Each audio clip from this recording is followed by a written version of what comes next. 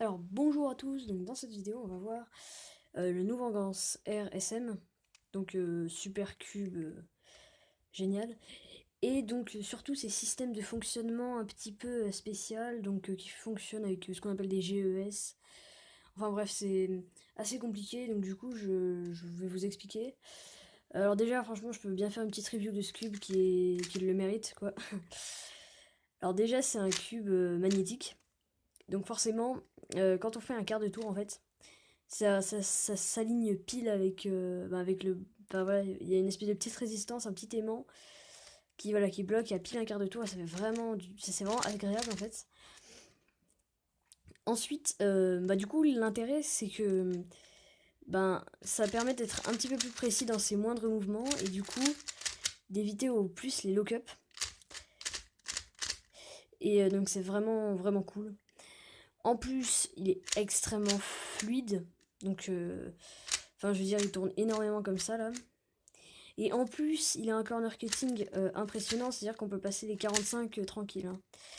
Voilà. Et en reverse, ouais, 20, 25 quoi, même 30 limite, hein. Franchement, c'est vraiment dingue.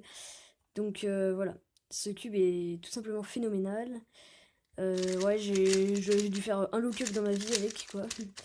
Donc j'ai reçu il y a pas longtemps, mais franchement, il était intact dès le début, dès la sortie de la boîte, il était génial. Je me suis carrément demandé si c'était possible d'inventer un cube aussi dingue, quoi. Tellement il tourne bien, quoi, c'est impressionnant. Et donc, on va passer au système de GES. Alors, les GES, en fait, c'est donc pour le tensionnement. C'est-à-dire que, alors, au début, j'avais les bleus. Parce qu'en fait, il y a des couleurs différentes. Alors là, je sais pas trop si vous voyez, là, j'ai un vert. En fait, j'ai mis des verts de partout. Au début, j'avais les bleus, donc ceux-là. C'est les standards, en fait, qu'ils ont dès le début. Alors, pour vous expliquer un peu comment ça fonctionne. Donc, sur un cube classique, on a des fonctionnements avec des vis. Du coup, plus c'est vissé, plus c'est tendu, et plus c'est dévissé, plus c'est détendu. Bon, c'est logique. Mais euh, du coup, c'est pas très. Enfin, si, c'est précis, ça dépend des cubes, mais voilà. Alors là, en fait, du coup, il y a un deuxième facteur qui s'ajoute. C'est que, en fait, non seulement, donc on a. Alors, le facteur le plus important reste quand même la tension, enfin, comment on visse. Donc là, plus c'est vissé, plus machin chouette. Par contre, en plus, pour une même tension, pour un même vissage, et ben, on peut avoir voilà, 7 couleurs de GES différentes. Donc en fait, c'est 7 types différents qui vont pas tensionner de la même manière. Alors en fait, les GES, c'est juste un espèce de petit élastique, pas élastique, je raconte, ressort, euh, et qui a un peu la forme d'une vis. Alors en fait, il se visse normalement quand non, vous avez deux boîtes, c'est là, enfin celle que je viens d'ouvrir, et deux vis à l'intérieur de chacune de ces boîtes qui rentrent comme ça. Bon, moi j'ai déjà perdu une vis, mais c'est pas important puisque c'est pas. Enfin, c'est pas des vis en fait, c'est un peu des clés plutôt.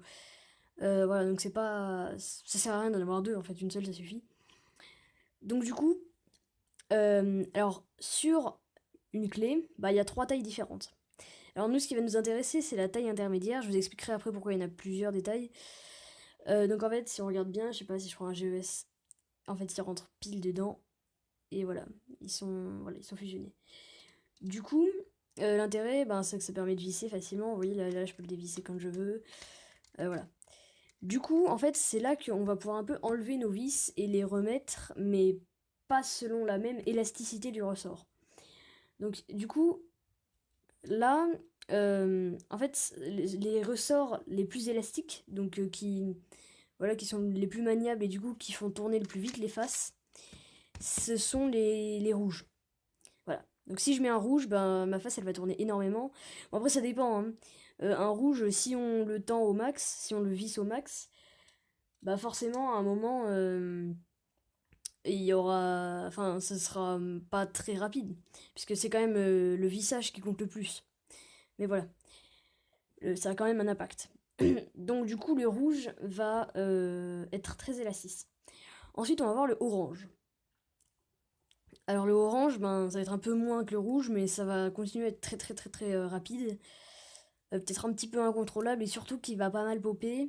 J'avais essayé juste au pif de mettre un rouge Ça avait pas mal popé quand même. Donc voilà. Alors que comme ça, il peut jamais popper, rien que corner twist, c'est chaud quoi. Enfin, faut vraiment forcer quoi. Donc c'est vraiment génial. Donc voilà, on a les rouges, ensuite on a les oranges. Ensuite, alors là, je sais pas pourquoi ils ont mis du coup des trucs différents dans des boîtes différentes. Après le rouge et l'orange, on a le blanc. Donc blanc ou transparent, enfin comme vous voulez. Voilà. Ensuite, après le blanc, on a le jaune. Ensuite, on a le vert, donc c'est celui que j'ai mis. Donc il en reste un, puisque en fait à chaque fois vous en avez 7, mais il y a 6 faces. Après, on a le bleu, donc celui qui est de base. Et enfin, on a le violet qui est très très fort. Et du coup, qui sert énormément. Après, ça dépend du style. Hein. Moi je les ai testés à peu près tous. Et c'est le vert qui m'a le plus convenu. Voilà, mais rien que de base avec le bleu, franchement, il est vraiment génial. Et donc, voilà. Alors du coup, quand on veut changer de GES, ben, tout simplement, bon là j'ai un vert, si vous voulez je vais changer, par exemple je vais remplacer le vert par un, je sais pas, un bleu. Bon, y a pas grand chose à faire, donc je prends la vis intermédiaire. Enfin c'est pas très compliqué, hein. Je dévisse, donc. Alors là, puisque j'ai pas mal enfoncé, du coup c'est assez chaud. Parce que vous voyez en fait, sur un GES, on a deux parties, on a une partie de la couleur là, genre là c'est jaune, et une partie transparente. Et en fait on peut appuyer sur la partie transparente, et elle rentre dans le jaune. Et en fait plus c'est tendu à chaque fois qu'on visse, et ben la partie transparente petit à petit rentre dans la partie jaune. Enfin jaune ou de l'autre couleur quoi. Et du coup là par exemple j'ai beaucoup vissé et du coup c'est assez rentré du coup pour mettre la vis. C'est assez chaud parce qu'on doit la mettre autour de la partie transparente. Donc faites attention à ça aussi parce que moi j'ai déjà, enfin j'y arrive quoi mais c'est pas très pratique. Donc je vais le dévisser. Voilà. Alors, du coup, c'est le principe de ce réglage, c'est que ça soit infiniment précis. C'est vraiment, voilà, quand je dis infiniment précis, je n'exagère pas du tout. Parce que, voilà, chacun peut le voir comme il veut. En fait, il peut un peu remplacer tous les cubes, j'ai envie de dire. Enfin, non, enfin, c'est pas tout à fait ça, mais c'est que, voilà, il y a tellement une marge voilà, de diversité assez dingue. Enfin voilà, il peut ne pas tourner énormément, tourner énormément, moyennement, truc, voilà. Donc je l'enlève. Du coup là, en fait, si vous regardez bien, bon, je vais pas le faire, hein, mais là, vous voyez, y a aucune vis, c'est comme s'il n'y avait pas de vis. Du coup là, quand je veux, je peux enlever les morceaux, en fait. Voilà, c'est déjà fait, sans faire exprès, tu vois. Voilà, l'intérêt du Magnetic Cube, c'est que, voilà, les pièces s'emboîtent comme ça, hop, on les repose. Alors, faut les reposer au bon endroit, du coup. Voilà, et elles sont rentrées, c'est génial. Voilà. Donc du coup, maintenant qu'on a enlevé, je sais pas si je vais mettre un rouge, par exemple. Je mets le rouge là. Bien, voilà. Et je revisse. Enfin voilà, il y a vraiment rien de compliqué. Donc je vais pas le faire parce qu'après, de toute façon, je vais remettre le vert. Mais voilà.